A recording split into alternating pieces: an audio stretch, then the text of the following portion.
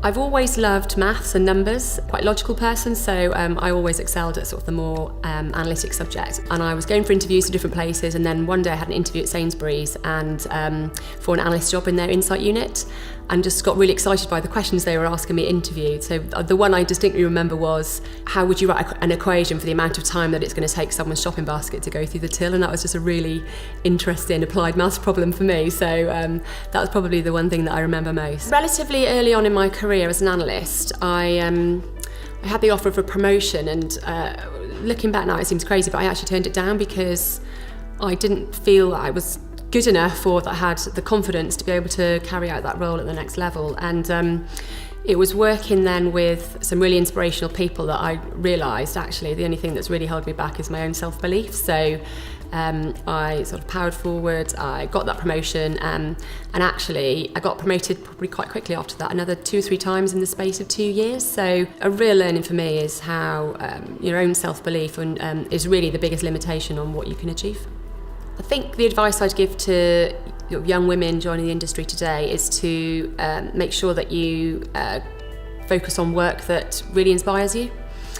So there's the technical aspect of the work, but actually the organisation and the context in which you're doing that work is also important, and working in an environment or working in for a purpose that is really inspiring to you is really important. Success is a really hard one for me to say whether I feel like I've achieved it or what it looks like, because I'm always really critical of myself. I think I'm probably far more critical of myself than I am of anyone else, and I hold myself to really high standards. So for me to say I've achieved and I've been successful is quite difficult. When I look objectively at what I've done, I really do think I'm successful. I started out 17 years ago as a graduate analyst, and I've got a really senior job in a really important organisation.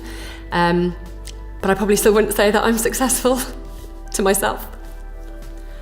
I get really inspired by people like Serena Williams. So I recently heard her at a press conference talking about how she was the greatest tennis player that's ever lived. I think she really shows that success, it's okay to be comfortable with your success, and you don't have to be arrogant with that. It's her own comfort, I guess, with her own ability and what she's achieved that was really quite inspiring. If I could talk to 15-year-old Helen, I would tell her that it's okay to be a bit different. It's okay to follow your own path and not just to do what you think is expected of you.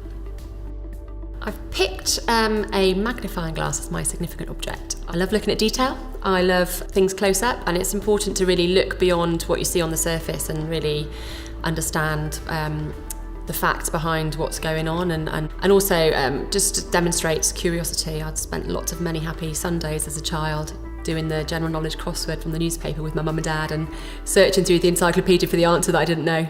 So I think the magnifying glass represents some of that.